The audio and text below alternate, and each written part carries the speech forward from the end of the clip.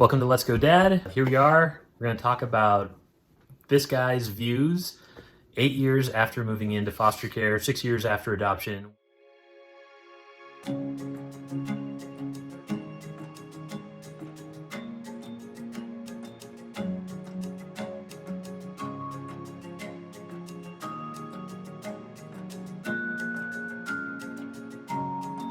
First one I open is correct. Oh boy, So- like magical. So, Robert, what's the drink of choice? Uh, What is this? Mocha frappe. So, we're up early on the way to school this morning. Robert got up by himself, which is awesome. And we're doing a special treat because we're both up early, which is good. Ooh, shadows all over my face. Look at that. Wow. It's like a second. Look, it's like a second mustache. Oh god. It's like a second mustache. Scary. Hey! So, buddy, you lost your phone last week. How come? Didn't wake up. So we have an agreement that. Let me turn the air down. It's probably really loud there. We have an agreement that part of having a phone is being mature and proving that you're mature and responsible. My requirement for you was what? Waking up. That you've got to get yourself up in the morning. So you did that good this morning. So I'm going to be optimistic and say that you're back on track. Do you think you can handle having the phone again? Yeah.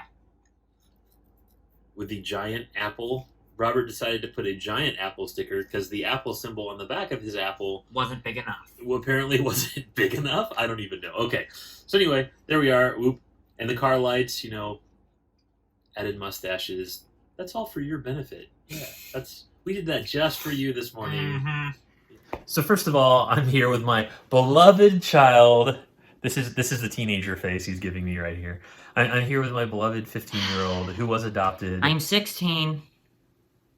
Yeah, no, I totally remembered that. Uh-huh. He just had a birthday. Give me a break here. No. So my beloved 16-year-old, he was adopted 6 years ago and moved in with me from foster care, or to foster care, I guess, 8 years ago. So this is Robert. After my near-death experience, we've talked about ways we can impact the world and things we want to do. And one of the things we want to do, one of the changes we want to make is by really supporting you more, doing more YouTube videos, being more engaged in this. It's been a while. So we thought it would be good to do a check-in where we talk about what he's feeling now about that situation, particularly 8 years ago, 6 years ago with adoption, and where he's at. So, Robert, tell me, man, now that you're a teenager, now that you've had a lot of time since... I had to deal with him. Yeah, a lot of time having to deal with me since you were adopted, since you came into foster care. Let's start with foster care, all right? Okay. What are your thoughts looking back on what it was like to be a foster child? Well, I think I've said this multiple times. It is scary, even now, to look back. I think even if I went back now, if they took me away at this age, I still would be scared to death. Because it really is kind of out of nowhere. Like, I pretty much had no warning. So it's like, boom. They're like, okay, you're going away now. We're taking you. We're not going to tell you where. We're just taking you. And I was scared because I thought I maybe did something bad. Like, super bad. Because, there was police near there. And I thought, oh gosh, what have I done? What's going to happen? But looking back now, and I can kind of see that I really wasn't in trouble. But just in that moment and how young I was, I couldn't depict that out.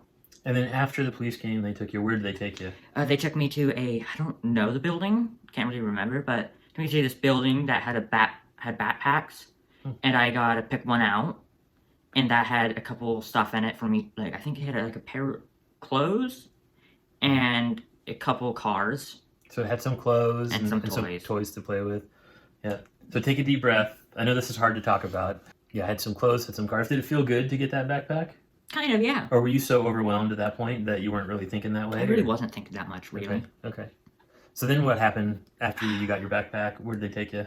I think I actually stayed there or somewhere like that for the night. Hmm. And in the morning, they took me to my first foster home I was going to spend time with.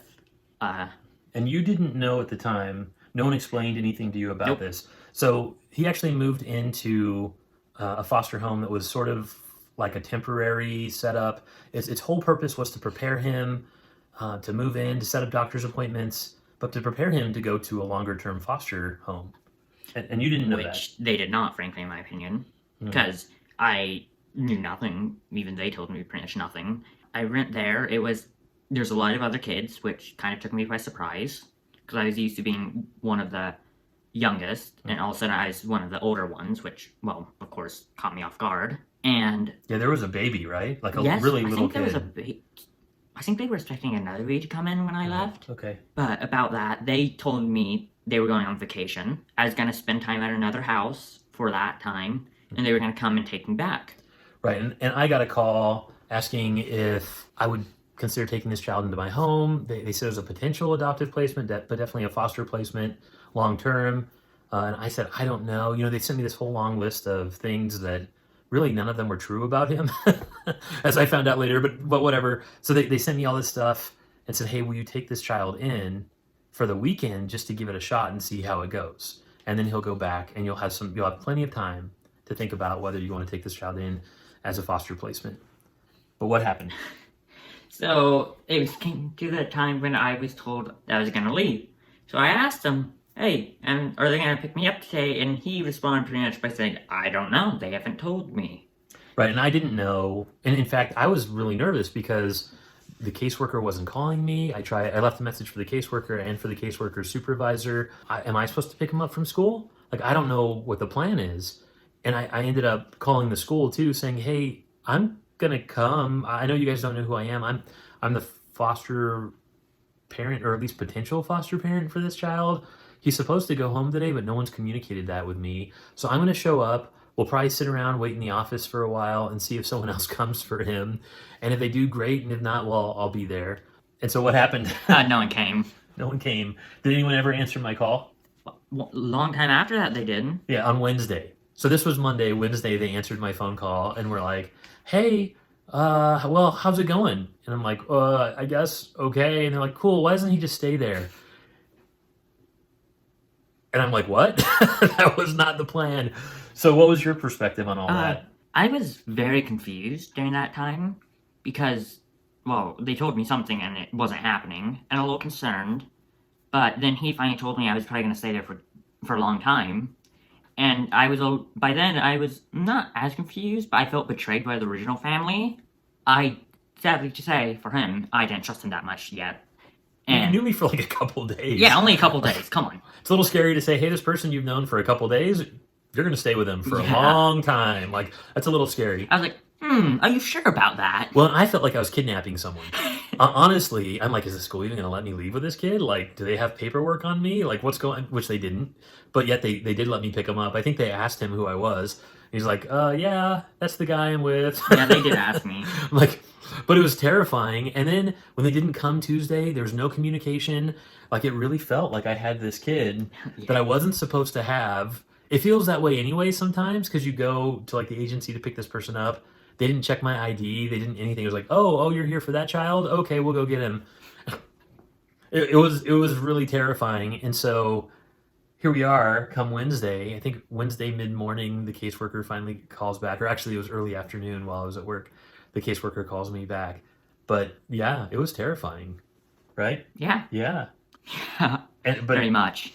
In our original video, many moons ago, you talked about how this whole foster process and the stuff that comes before too, the stuff that led you to be in foster care, left scars on your heart. Yeah, it left me pretty banged up. Like, it was already hard enough for that, but being in the foster care system didn't even help. It probably made some of them even worse. Because I moved and I like knew nothing. They didn't even try to explain anything to me in the beginning. So I did not know what was going on. And that left a new scar. That left me to be always afraid of new people. Yeah. Where I became less social because I didn't know what's going to happen if I started to trust someone. Or if I started, like, I didn't know if they were going to tell me what's going to happen or not. They yanked me out of my home out of nowhere, no warnings, wouldn't tell me a thing. They were like, you just do this, and that's it.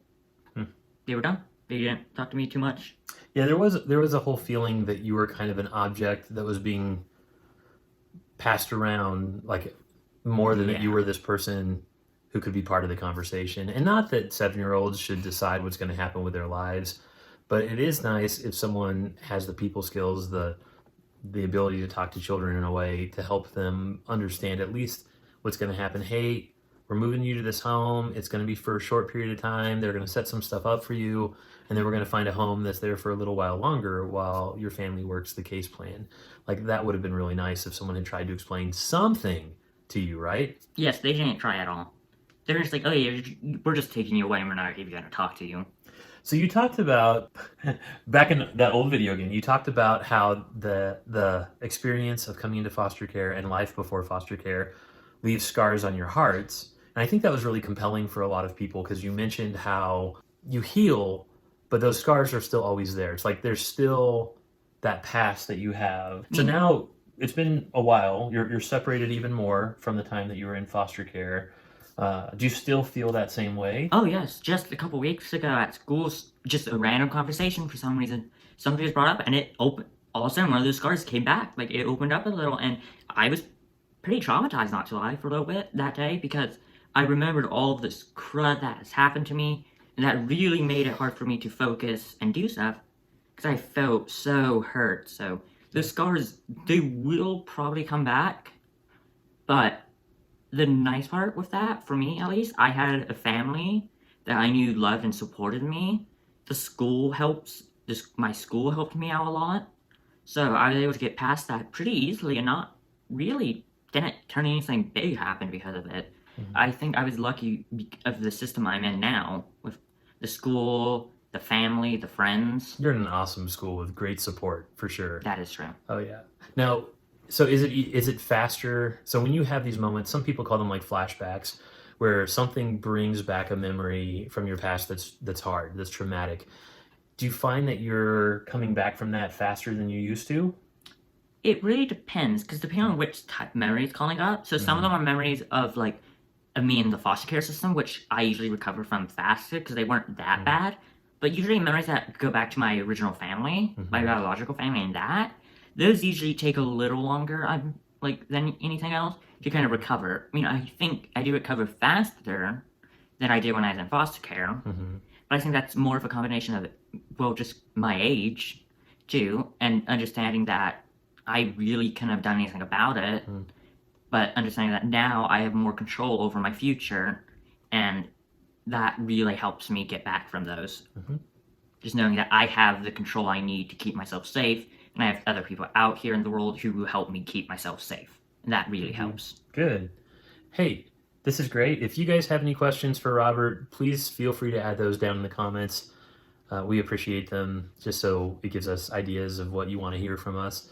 Robert is an awesome young man. He's come a long way. It shocks me how far he's come. Not that any of us are perfect. I mean, he has to put up with me too, so that's, but he has come a ways. And I know it's hard to talk about some of this stuff, so I really appreciate your willingness. And I think the reason he's willing to do that is because he really sees that it impacts people. I know we've had more than 50 people say they started doing foster care just because of this channel. Yeah. That's pretty cool, right? Yep. Yeah, anything you want to add to that? Related, for those people who've watched most of our videos, they know I keep pestering my dad to let me play Skyrim. But this is news, surprising, probably gonna surprise most of those viewers. It's finally happened. I can play Skyrim now. I don't know why, but it happened, so... Whoa, okay. You don't know why. I'm kidding, I do. What had to happen for you to be allowed to play Skyrim? I had to have a good year up to my birthday. Yeah, there were certain conditions we put on it, right? You can't do this can't happen, you gotta be in control. I love the eye roll there. I need to, just to be fair, eye roll. I had to roll my eyes. Did I do a good one? No. Was that no?